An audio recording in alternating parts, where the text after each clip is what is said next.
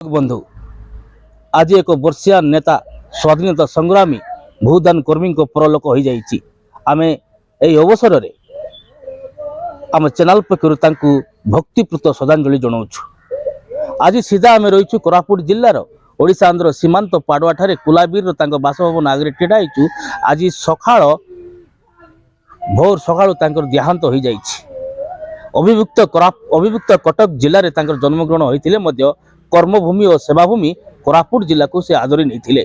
कोरापुट जिलार ए जो घन जंगल अंचल नंदपुर ब्लॉक रो कुलाबीर ठारे देखुंती मु आम सहयोगी कोई देखाइबे जो कुटिया रही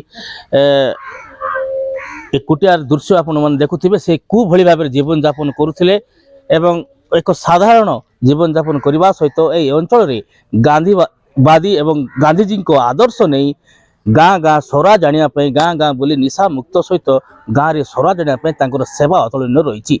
तेबे दीर्घ 6 मास हम तांकर देह असुस्थ रही जहाँ सूचना मिलता आम घर आगे आसीचु खबर पाइला परे जहाँ सूचना मिली 6 मास हम दीर्घ असुस्थ रही।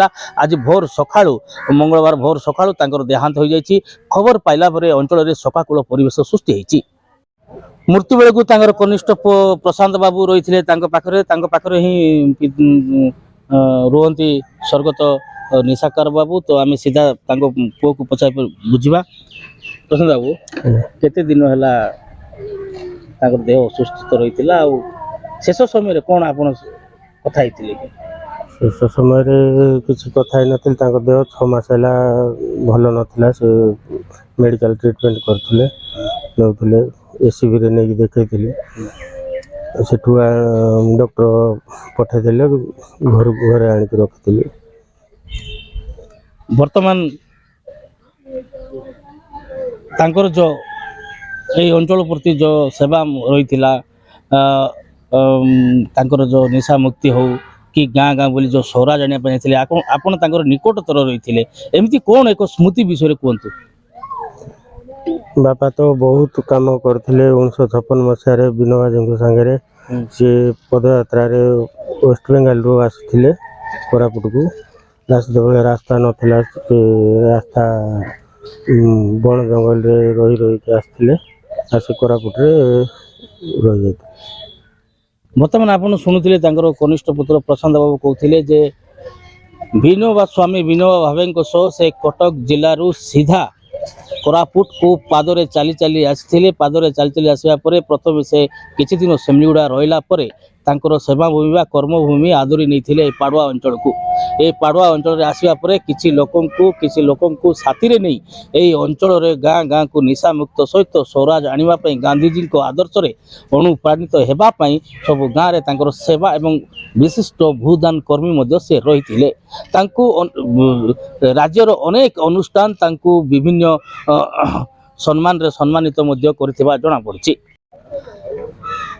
स्वर्गत निशाकर दास यही अंचल में आसला पड़े यही अंचल जड़े मूल निवासी अति घनिष्ठ आसतु पचारि बुझा कौन कहते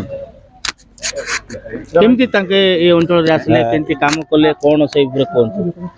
ये निशाकर आज्ञा आसी आम कुलाबीर रही बुदान हिसाब से रही गाँव गाँव को फांटी टेकी करी एटा न रहा बेले आम बांटी साटी कर अमल कला बेले रखी हम बोली एमती आउ निशा मुक्त से कहूला ता सहित आम बुली बुली करी गाँव गाँव को प्रचार करूँ आ शांति सेना गढ़ी शांति सेना रे मास को 2 मास को मीटिंग हम आउ से अनेक जगह से नहीं देखाई करी आनला तीर्थ व्रत ये सब देखाई करी आनला से आज कौन तांके आज शेष निश्वास नहीं चंती केमिति लागुछि आपनको आज शेष निश्वास नेबारू आमे कौन बोले ताको सबको दाह करने आम आसीचु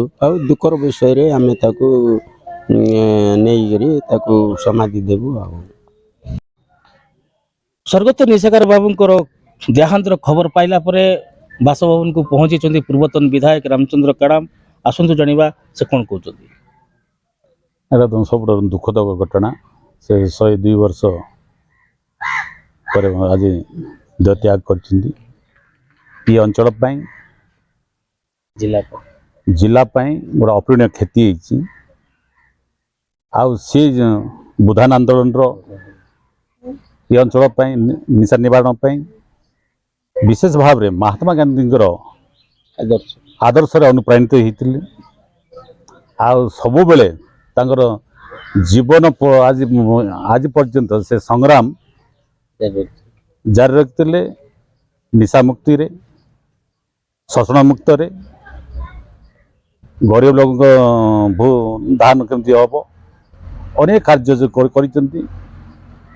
ତେଣୁ ଏଭଳି ଗୋଟେ ମହାନ ବ୍ୟକ୍ତି ଆଜି ତାଙ୍କର ଏ ଅବସାନ ଘଟିଲା। ଏ ଅଞ୍ଚଳ ପାଇଁ ଗୋଟେ ସବୁଠାରୁ ଦୁଃଖ ଦିନ ବୋଲି କହିଲେ ଅତ୍ୟୁକ୍ତି ହେବନି।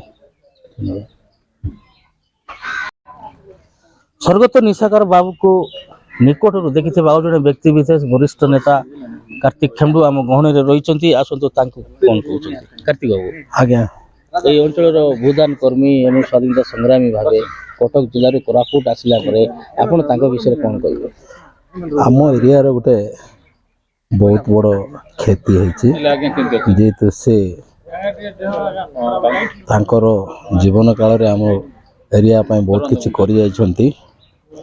ନିଶା ନିବାରଣ ପାଇଁ ଗାଁ ଗାଁ ବୁଲି ସମସ୍ତଙ୍କୁ ସଚେତନ କରାଉଥିଲେ ଏବଂ ଗରିବ ଲୋକମାନେ କେମିତି ଧନୀମାନଙ୍କ ସହିତ ସମକକ୍ଷ ହେବେ, ଆଉ ବିଶେଷ କରି ଆମର ଲବଣ ସତ୍ୟାଗ୍ରହ ବିଷୟରେ ସେ ବହୁତ କିଛି ଲୋକଙ୍କୁ ବୁଝାଉଥିଲେ। ଗାଁ ଗହଳିରେ ସମସ୍ତଙ୍କୁ ବି ଆହୁରି ବୁଝାଉଥିଲେ, କାଟିକି ପିନ୍ଧ, କୁଟିକି ଖାଅ, ଆଉ ବିଦେଶୀକୁ ବର୍ଜନ କର, ଏଇ କଥା ବି ସବୁବେଳେ କହି ଚଲାଇଥିଲେ। ତ ମୁଁ ତାଙ୍କ ସାଙ୍ଗରେ 85 ମସିହାରେ ମୁଁ ମଧ୍ୟ ତାଙ୍କ ସାଙ୍ଗରେ କିଛି ଗାଁ ବୁଲିଥିଲି। ଏଇ ବାର୍ତ୍ତା ସବୁ ଗାଁ ମାନଙ୍କୁ ପହଞ୍ଚାଉଥିଲେ। ସ୍ୱର୍ଗତ ନିଶାକାର ଦାସଙ୍କ ଦେହାନ୍ତ ପରେ ସ୍ତବ୍ଧ ହୋଇଯାଇଛି ପାଡ଼ୁଆ ଅଞ୍ଚଳ। କାଟିକି ପିନ୍ଧ, କୁଟିକି ଖାଅ, ଏ ବାର୍ତ୍ତା ଗ୍ରାମ ଅଞ୍ଚଳରେ ପହଞ୍ଚାଇବା ସହିତ ବିଦେଶକୁ ବର୍ଜନ କର, ଏ ନାରା ଥିଲା ଭୂଦାନ କର୍ମୀ ବର୍ଷିଆ ନେତା ସ୍ୱାଧୀନତା ସଂଗ୍ରାମୀ ନିଶାକାର ଦାସଙ୍କ। ଆଜି ଶୋକାକୁଳ ପରିବେଶରେ ବହୁ ମାନ୍ୟଗଣ୍ୟ ବ୍ୟକ୍ତି ଆଜି ତାଙ୍କ ବାସଭବନରେ ପହଞ୍ଚି ତାଙ୍କ ଶେଷ ଦର୍ଶନ କରିବା ସହ ଶୋକ ସନ୍ତାପ ପରିବାରକୁ ସମବେଦନା ଜଣାଇଛନ୍ତି। ତେବେ ଜଣେ ବର୍ଷିଆ ନେତାକୁ ହଜାଇ ଅଞ୍ଚଳବାସୀ ସ୍ତବ୍ଧ ହୋଇଯାଇଥିବା କହିଛନ୍ତି।